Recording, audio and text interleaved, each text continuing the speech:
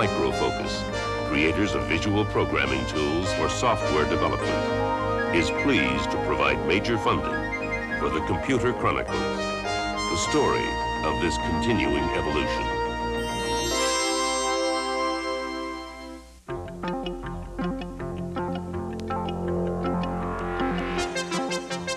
Welcome to the Computer Chronicles. I'm Stuart Chaffee, and sitting in this week for Gary Kildall is Herb Lechner of SRI. Herb, what we have up on our Apple computer here today is the Koala Micro Illustrator and my handy Koala pad here. And we see a menu of some artists' choices, and if I can, I'm going to try to communicate to you here in some computer graphics. And so far, it's working. If I get your name right. There we go, and I can even make it a little more sexy than that. We'll give you a little brighter background color so it's a kind of more upbeat message.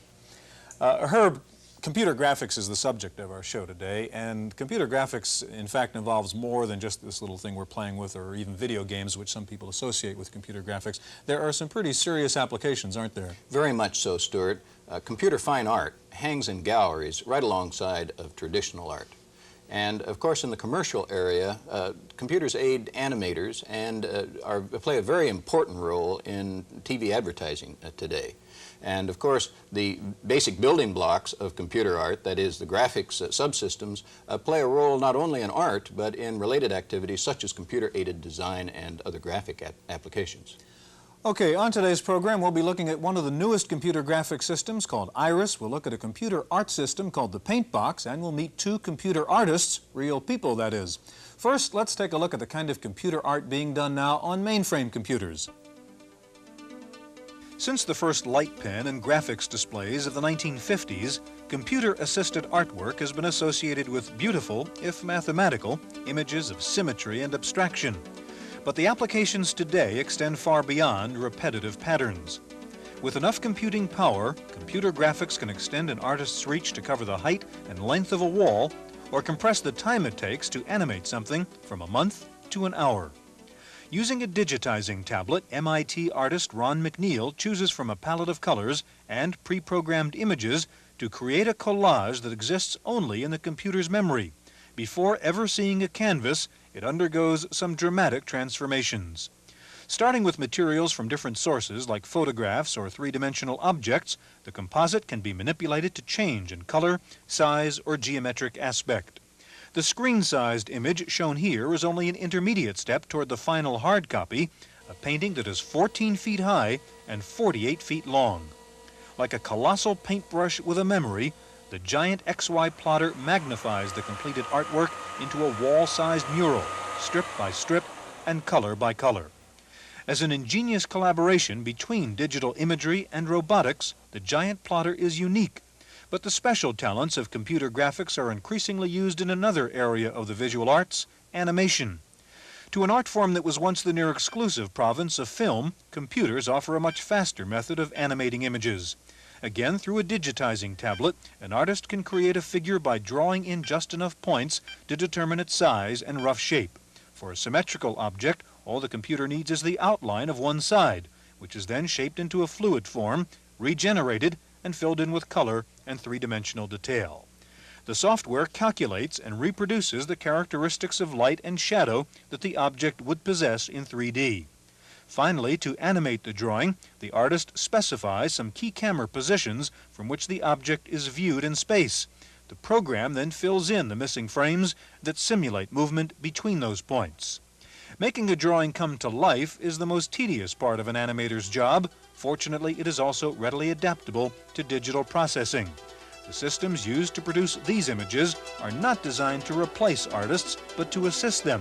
And with enough human talent, they can mimic reality in detail or expand it to the fringes of our imagination.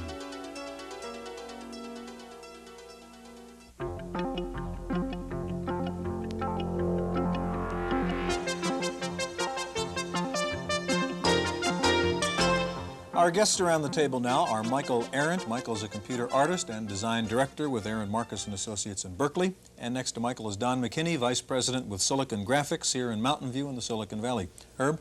Michael, in your consultant role, you use all kinds of graphics equipment. You have a setup here today for us. Do you want to tell us a little bit about this equipment and what you're going to do?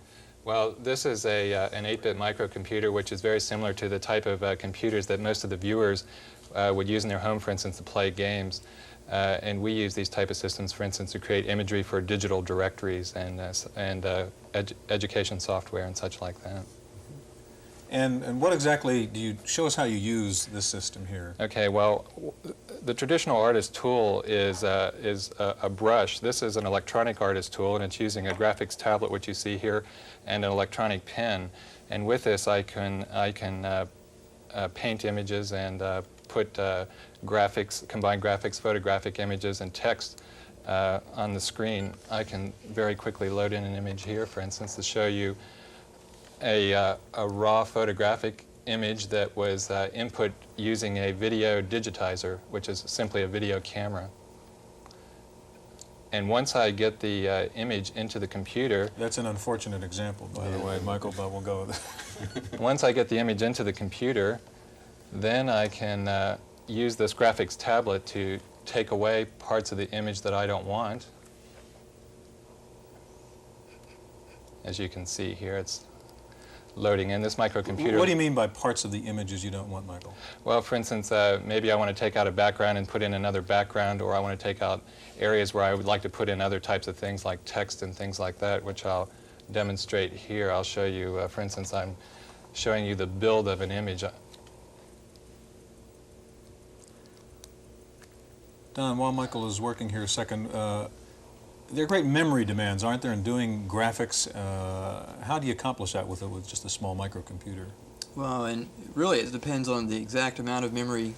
The memory requirements really are the requirements of the amount of color that you have, and also what we call the resolution of the screen. So the higher and smoother the image appears, the more memory is required. In the case of what you'll see later today, we have approximately 3 million bytes of memory just used to store an image in real time.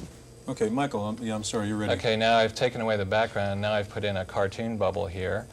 And then I can load in another image here to show you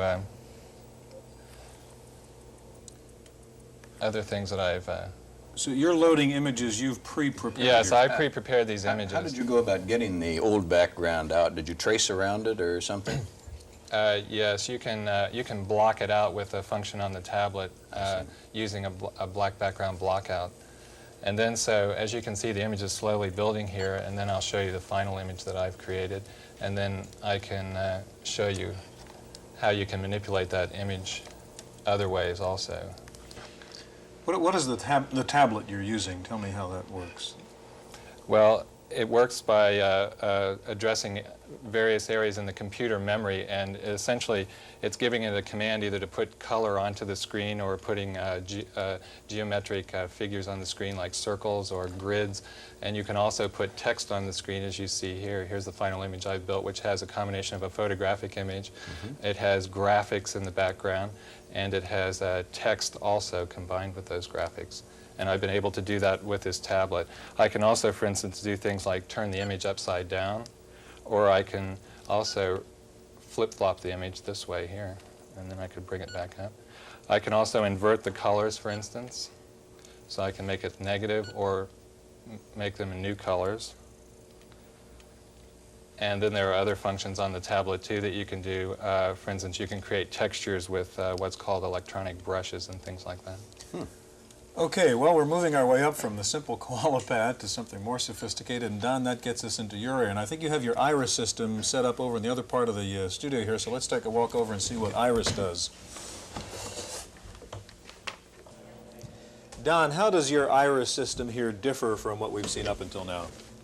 Up until now, we've really been looking at microcomputers, really personal computers, and this is really a different class of machine. The biggest difference, though, that separates us out is the idea of us using custom chips developed by Silicon Graphics for our own use to do these three-dimensional calculations. This example here is a Rubik's Cube, and what's going on here is we're calculating the location of all the endpoints of all the faces so that we can rotate those in 3D and do all the hidden surface removals all in a very real-time mode. Why don't we go on to the next demonstration here to give an idea of how our machine can be used. What kind of machine, what's the hardware we're using here, Don? This is a terminal configuration that has a little floppy disk on top, but the basic computer that we're using here is a Motorola 68000, often used in some of the other reasonably high performance microcomputers. The other chips that we actually have are called what we call our geometry engine, and it's a high-speed three-dimensional floating point calculation unit that runs at 6.5 million floating point operations per second. This speed we are planning to enhance to over 10 million floating point operations just in a few minutes. What's the demo here? This one is a series of pictures of a series of buildings where we're doing a calculation in real time. So I'm going to angle up away from the buildings, and I'm going to zoom back away. And as I'm zooming away, you can see this building going further and further back. You can see that the light sourcing is done so that the certain surfaces that are closer to the rays of sun are visible. Now what I'll do is I'll add buildings in 3D. So you can see as I move around the space, I can actually get the full panoramic effect of this block, or I can even zoom in. So I can go through areas. Let's skip on to the next. The next is... before we get to that, Don, what would the application be, say, of something like this architectural thing you just showed me? We have several customers that are in the AE and C market, the architectural engineering and construction business, and we have several local companies that are doing piping diagrams and piping calculations for intersections of pipes in, say, nuclear plants. Another case might be for an architectural firm that would add software to our product and sell it to the end-user architectural people for doing building design, for doing construction of faces, landscape architectural design, even an interior decorating. Use it to place desks and furniture within a given room. Okay, tell me about this demo now. Okay, this one is, again, it's a three-dimensional object. It's a rendering of a robot. So the first thing I'm going to do here is get it a little bit larger. And then what I'll do is I'll tip it over so you can actually look at this robot arm from the top. And I'll spin the arm around. And now as I'm closer, let me tilt it back up so you can see it from the front view. And in this case, what I'm doing is I have one button. By touching it, I can cause the shoulder to move the entire arm up and down, or I can cause another button can cause the forearm to move up and down, and then the last series I can cause the pinchers to actually open and close, or to even grip something. An application for this might be an auto assembly plant where you're grabbing a metal part to be welded into another area. Okay, we have time maybe for one more, and I'll load your disk for you. Okay, this is another sophisticated 3D application where we're actually computing the location of an aircraft in flight. So the first thing that will happen is we'll be looking out the front of the airplane at a building or a hangar, and then we're going to taxi up the runway, make a right turn, taxi down the runway, make another right turn, and take off. Okay, and you talked about the speed of about 6.5 million. What was the units? Floating point computations per second. Most computers are measured in MIPS, and some are measured in what's called flops. And the difference being that it's either an integer mathematics or it's a floating point mathematics. Okay, let's see what this is. Okay, so what I'm doing now is I'm sitting at the runway. I'm going to accelerate the plane as it goes toward the building. I'm turning the rudder now using the mouse and locking in on a direction. And then I'm going to sweep around and get back onto the main runway. And now as I'll accelerate the plane still further, raise the flaps, just like in a normal takeoff, I can switch between the viewing angle of the pilot looking out the front of the window to the viewing angle of the from the tower, and now I'm off the ground. Don, that's very impressive. Okay, if you watch television, you are familiar with computer graphics. Some of the effects you see on the computer Chronicles are in fact generated by computer. Well, we'll see a very sophisticated video computer graphics system in just a minute.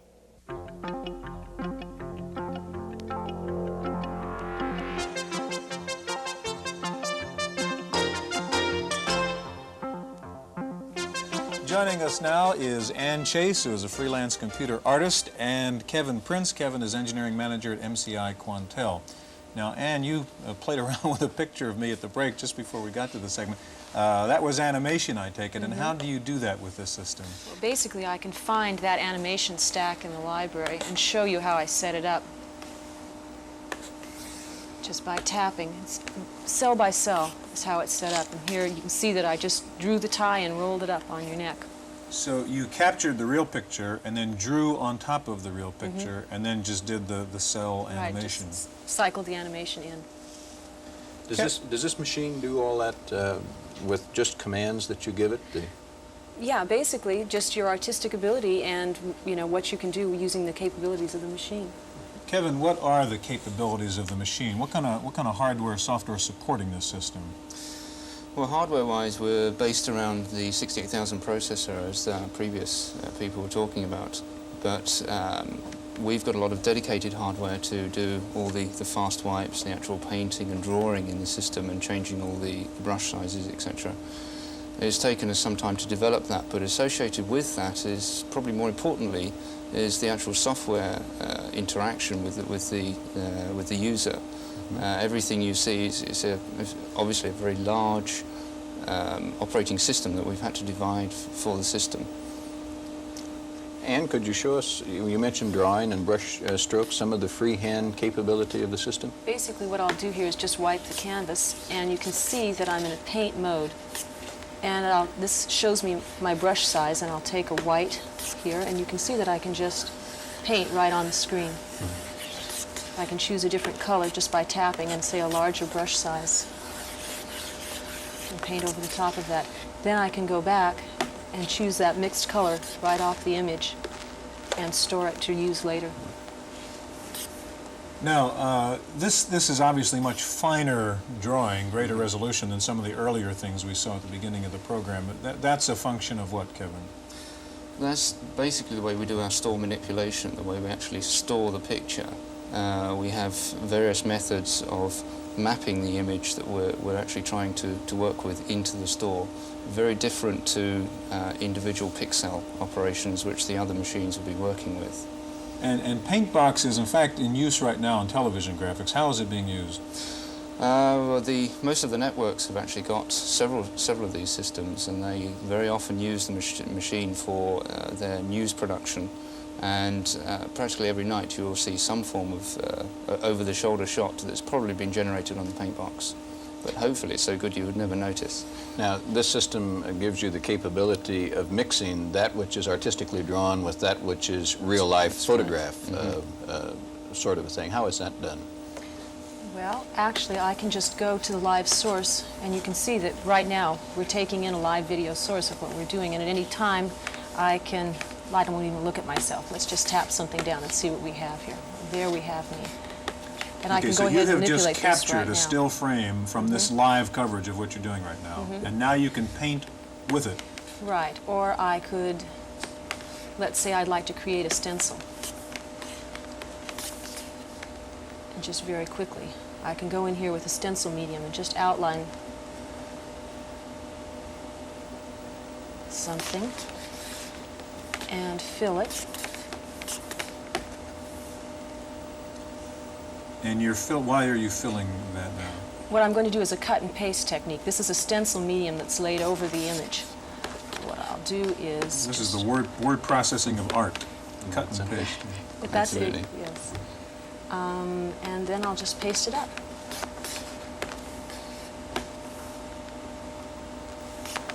At this point we're taking a portion of that image, and we've now got, as you can see, two images. There we are. Twins. I think that's a vast improvement. That's right. That's rather incredible. And you seem to have a lot of fun doing this. Is there is there resistance to an artist, or shall we say a pure artist who's used to dealing in brushes and paints, getting comfortable with using this technology? Maybe at first it's a little difficult to use the menu, to learn to think and actually read at the same time while you're drawing. But once you've worked with the system for a short period of time, it's just like second nature. Very simple to use, set up in artist terms. It's clear how valuable this would be to a television media. What about the area of fine art? And is computer art catching on there too, or growing? Definitely, definitely. It's the wave of the future. That's what's going to be happening in art in a couple of years. In fact, it already is. Should brush manufacturers worry? No, I mean, no. They're not in trouble yet. Not yet. Kevin, we have about a minute left. How far can you go with this technology? Will we get to the point where you could have, where we could be replaced by animated people and sync it up with words? I sincerely hope not. The way I see it at the moment is that we're providing the means by which an artist can extend their capabilities. We can turn a reasonable artist into a good one and an extremely good one into a superb artist. All we're doing is allowing them to create their artwork in a much shorter space of time and in the medium in which it's required. Well, that's fascinating, and you don't exist anymore on that picture, Kevin, but we know you're here. We're all out of time. Thanks so much for being with us. Thank you for joining us on this edition of the Computer Chronicles.